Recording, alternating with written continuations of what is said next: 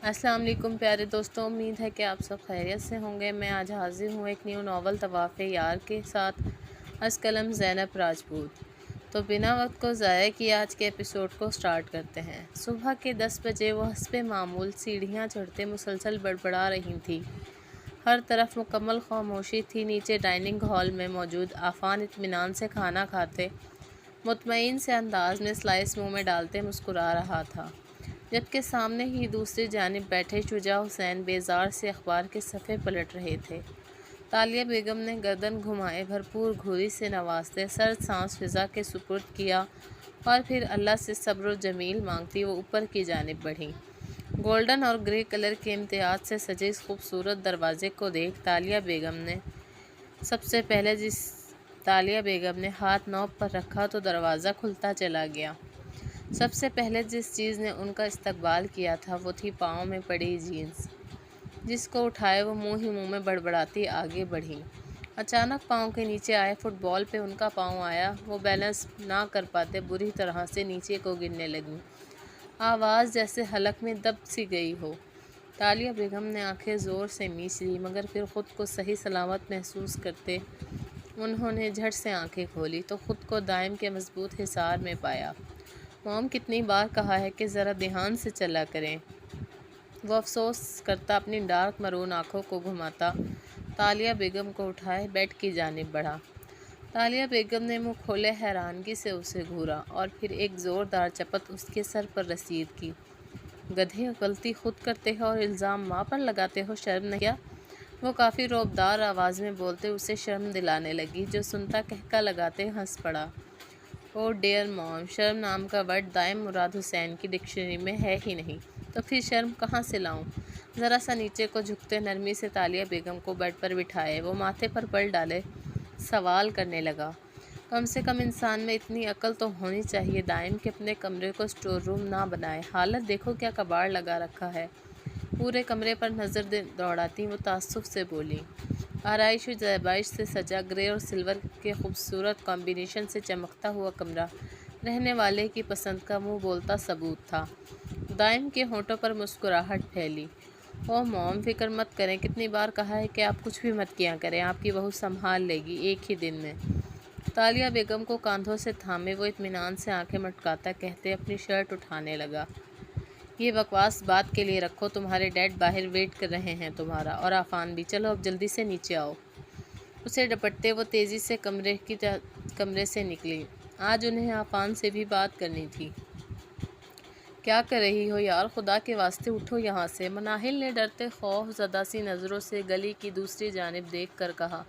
उसका पूरा चेहरा पसीने से शराबूर था। कच्ची गली में सुबह के 7:30 बजे वो बिना धूप की शिद्दत के भी पसीने से नहा चुकी थी। वेट करो महा, इतनी जल्दी नहीं होगा, आगे से तसल्ली बख्श जवाब दिया गया, जिसे सुनते मनाहिल का गुस्सा सवा नेज़े पर पहुंचा था। क्या किसी की दावत खाने आई हो तुम? जल्दी करो, अगर पकड़े गए ना तो अम्मा हशर बिगाड़ देंगी। मनाहिल का डर किसी भी तौर कम होने में नहीं था। 2 घर छोड़ते गली के मोड़ पर एक बोसीदा सा घर उन्हीं का था, जहां जहरा बीबी बेवा होने के बाद अपनी 2 जवान पोतियों के साथ रहती थी। चल हो गया काम। हाथ झाड़ते आंखों में फतामंद चमक लिए वो एक अदा से अपने कमर से थोड़े नीचे जाते बालों में हाथ चलाते हुए बोली। तो हमने तासुफ से सर नफ़ी में हिलाया। कुछ ज़्यादा गड़बड़ तो नहीं की? मनाहिल का नन्हा सा दिल सहमा हुआ था। ऊपर से पहली बार इस तरह से वो उसका साथ दे रही थी। अपनी हल्की सी आंखों में चमक लिए लबों को शरीर मुस्कुराहट सजाए ताबीर ने मनाहिल की आंखों में देखा। ज़्यादा नहीं तो 1 महीने तक ये स्कूटर स्टार्ट नहीं होगा। अपना बैग और किताबें मनाहिल के हाथ से थामे उसकी होनक बनी शक्ल को देखते वो कंधे उचकाते हुए आगे बढ़ी। हाय मामा। सियाह जीन्स के ऊपर रेड शॉर्ट स्कर्ट जो मुश्किल से उसके पेट को कवर कर पा रही थी, उसे ज़ेबतन किए वो जोश से अपनी मामा को आवाज़ देने लगी।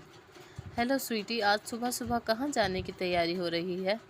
हिना को भरपूर सराहती नज़रों से देखते सरवत बेगम ने मुस्कुराते हुए पूछा।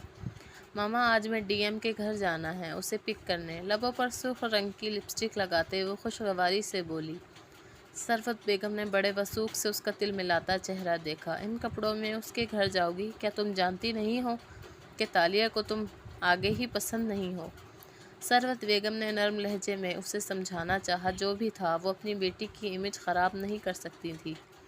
ماما میں ایک دوسرے کو پسند کرتے ہیں، ویسے بھی زندگی مجھے اس کے ساتھ گزارنی ہے، اس کی موم کے ساتھ نہیں، تو اگر اسے کوئی ایشو نہیں تو آنٹی کو نہیں ہونا چاہیے۔ کندھے اچکاتے ہینا نے بالکل سیریس لہجے میں کہا، بیٹا تم نہیں جانتی دائم اپنی ماں کی بات کبھی نہیں ٹالتا، اور اگر تمہیں اس گھر میں بہو بن کے جانا ہے تو سب سے پہلے تالیہ بیگم کا دل جیتنا ہوگا۔ ماما مجھے دیر ہو رہی ہے، رات کو ملاقات ہوتی ہے۔ سروت بیگم کی باتوں سے بچنے کے لیے وہ جلدی سے کہتے وہاں سے بھاگتے ہوئے نکلی تھی۔ سروت بیگم نے اسے دور تک جاتا دیکھ سر سانس فضا کے سپرد کی۔ مناہل اپنا وعدہ یاد رکھنا، اگر زہرا کو اس کا علم ہوا تو اپنے انجام کے لیے تیار رہنا تم۔ کالج گیٹ کے پاس مہم کو بازو سے تھامے تعبیر نے اسے گھورتے ہوئے کہا، وہ یار میں نہیں بتاؤں گی دادی کو، تم ہاتھ چھوڑو میرا، مجھے لیٹ ہو رہا ہے، کلاس لینی ہے۔ اپنا بازو اس کی گرفت سے چھڑاتے ہوئے مناہل نے معصومیت سے کہا تھا، بس اپنے کہے پر رہنا بچہ۔ مناہل کے گالوں کو زور سے کھینچتے وہ شرارت سے بولی، شرم کر تعبیر، بڑی بہن ہوں میں تمہاری، اور حرکتیں دیکھو، اگر کسی نے دیکھ لیا تو کیا کہے گا کہ کالج کی اتنی سخت میم اپنے سے 4 چھوٹی بہن سے ڈرتی ہے۔ کندھے پر پہنا اپنا بیگ اور چشمہ درست کرتے مناہل نے اسے شرم دلانے کو کہا تھا، کسی کی اتنی جرأت جو تعبیر مصطفیٰ سے پنگا لے سکے، اور ویسے بھی تم صرف نام کی بڑی ہو۔ دیکھو تمہیں احتیاط سے کالج چھوڑ کر میں پھر یوں نہیں جاتی ہوں تو مطلب کیا ہوا کہ کون بڑا ہے میں؟ اپنے سینے پر شہادت کی انگلی رکھتے وہ اتراتے ہوئے بولی۔ مناہل نے افسوس کرتے سر نفی میں ہلایا، اچھا چلو بعد میں بات ہوگی، خیال رکھنا اپنا۔ مناہل کے چہرے کو تھپکتے وہ تیزی سے پیچھے کو مڑتی اپنی راہ کی جانب گامزن ہوئی۔ ہائی ڈیڈ، کیسے ہیں آپ؟ 2 منٹ میں ساری سیڑھیاں پھلانگتا وہ ڈائننگ میز پر آتے مسکراتے شجاع صاحب کو مخاطب کرنے لگا۔ شجاع نے اخبار ایک جانب رکھتے آئی برو اچکائے اسے دیکھا، جو اس وقت گرے سلیوز لیس شرٹ کے ساتھ وائٹ جینز ٹخنوں سے اوپر تک چڑھائے، سیاہ گھنے بال جو پف سٹائل میں سیٹ کیے ہوئے تھے، ایک ہاتھ میں تھاما فٹ بال جسے وہ مسلسل حرکت دے رہا تھا۔ اسے دیکھ شجاع کو کسی لوفر کا سا گمان ہوا تھا، پھر ایک نظر اپنے سامنے بیٹھے اپنے بڑے بیٹے پر ڈالی، جو بلیک 3 پیس میں نکسکتا تیار، سنجیدہ نرم طبیعت کے ساتھ بالکل ان کا عکس دکھ رہا تھا۔ کب تک سدھرنے کا ارادہ ہے تمہارا؟ تھوڑی کے نیچے دونوں ہاتھوں کی مٹھی بنائے رکھتے وہ سنجیدگی سے اسے دیکھ پوچھ رہے تھے۔ دائم نے رخ موڑتے ہوئے انہیں دیکھا، جب اس گھر میں میری جگہ سنبھالنے والا جاؤں گا، اپنی بات کہتا وہ آخر میں آنکھ دباتا انہیں مزید سلگا گیا۔ شجاع صاحب نے غصے سے آگ ببولا ہوتے اسے گھورا، اور پھر عفان کو جو وہ مشکل سے مسکراہٹ ضبط کر رہا تھا۔ بچہ ہے شجاع، آپ کھانے پر فوکس کریں۔ تالیہ بیگم نے ہر بار کا کہا جملہ دہرایا تو شجاع حسین نے کھانے سے ہاتھ ہٹاتے سر کرسی کی پشت سے ٹکایا۔ دائم بیٹھو آرام سے۔ شجاع کے ری ایکشن پر تالیہ بیگم نے اسے آنکھیں دکھائیں تو وہ منہ بگاڑتا موم کے ساتھ بیٹھا ان کے کندھے پر سر رکھ چکا تھا۔ تالیہ بیگم محبت سے اس کا سر تھپکتے اب اپنے ہاتھوں سے اسے کھلا رہی تھیں۔ عفان بیٹا، ایک ضروری بات کرنی ہے تم سے۔ شجاع صاحب نے اپنا دھیان عفان کی جانب مرکوز کیا جو سلیقے سے کھانا کھا رہا تھا۔ جی ڈیڈ کہیے، بلکہ حکم کریں۔ جواب ان کی توقع کے مطابق تھا۔ تالیہ بیگم نے شجاع صاحب کے دیکھنے پر انہیں تسلی دلائی تو وہ سر ہاں میں ہلاتے اس سے مخاطب ہوئے، میں اور تمہاری موم تمہاری شادی کرنا چاہتے ہیں اب، اور آج تمہاری موم لڑکی دیکھنے جائیں گی۔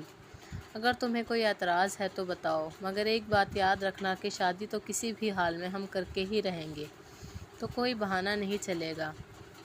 اس کے چہرے کے حد درجہ سنجیدہ تاثرات کو دیکھ وہ پہلے ہی اسے وارن کرنے لگی، جسے سنتے عفان نے لب مضبوطی سے ایک دوسرے میں پیوست کیے۔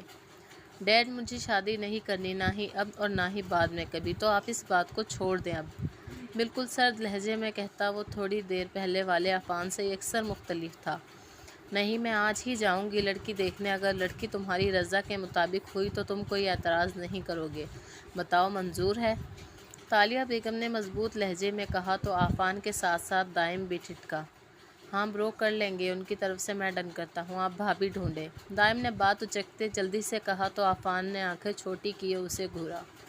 تم بھی چلو گے میرے ساتھ، سمجھے؟ دائم کے کان کو پکڑتے تالیہ بیگم نے اسے وارن کیا۔ جو سنتے ہتھے سے اکھڑ گیا۔ نو وے موم، ہنا آنے والی ہے اور میں بس نکلنے والا ہوں۔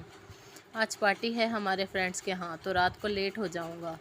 اپنا خیال رکھیے گا، love you, C you soon. اپنی بات کہتا وہ بنا ان کی سنے تالیہ بیگم کے گال کو چومتے باہر کی جانب بھاگا تھا۔ السلام علیکم اماں بھی۔ چھوٹے سے صحن میں ایک جانب پڑے پلنگ پر بیٹھی اماں بھی کو دیکھ راشدہ نے انہیں چہکتے خوشی سے سلام کیا۔ اماں بھی آواز سنتے دروازے کی جانب دیکھنے لگی۔ سامنے ہی راشدہ کو دیکھ ان کے چہرے پر خوشی کی لہر دوڑی۔ وعلیکم السلام، وہاں کیوں کھڑی ہے، ادھر آ اندر۔ سر ہاں میں ہلاتے انہوں نے راشدہ کو اندر آنے کا کہا، جو دوڑتی ان کے پاس پہنچی تھی۔ کہو، کیا کوئی خوشی کی خبر لائی ہو اس بار؟ بوڑھی آنکھوں میں ایک آس امید تھی کہ شاید اس بار اللہ نے نا امید نہیں کیا ہوگا۔ ہاں بھی، آج تو ایسی خبر لائی ہوں کہ آپ خوشی سے نہال ہو جائیں گی۔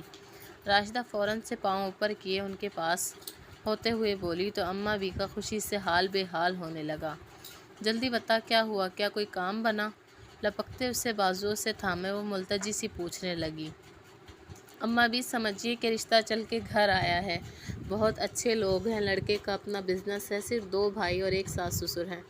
تو یہ بتا کہ لوگ کیسے ہیں اور کیا تجھے یقین ہے کہ وہ لوگ میری مناہل کو پسند کر لیں گے؟ ان کے انداز سے فکر جھلک رہی تھی۔ اب وہ جلد از جلد اپنی پوتیوں کو رخصت کرنا چاہتی تھیں۔ بڑھاپے میں اپنی جوان بچیوں کو اکیلے اپنے سہارے رکھنا ان کے لیے کٹھن تھا۔ اب اس کا ایک ہی حل تھا کہ تعبیر اور مناہل کی شادی کر دیں۔ مناہل اور تعبیر کہاں ہیں، نظر نہیں آ رہی؟ اماں، وہ لوگ تھوڑی دیر تک پہنچنے والی ہیں۔ اندر کمرے کی جانب جھانکتے راشدہ نے انہیں جلدی سے آگاہ کیا تو اماں بھی کی آنکھیں کھلی سی رہ گئیں۔ وہ حیرت سے راشدہ کو دیکھی گئی۔ وہ دونوں تو اپنے اپنے کالجوں میں گئی ہیں راشدہ، اب کیا ہوگا؟ اماں بھی نے متفکر سا ہوتے پوچھا۔ آ جائیں گی اماں، آپ پریشان مت ہوں، بس تعبیر کی زبان کا کچھ کرنا ہوگا تاکہ اس بار مہمان بھاگے مت۔ تعبیر کی جانب سے فکرمند ہوتے راشدہ نے انہیں سمجھایا، جو خود بھی تعبیر کی حرکتوں سے کافی پریشان تھی۔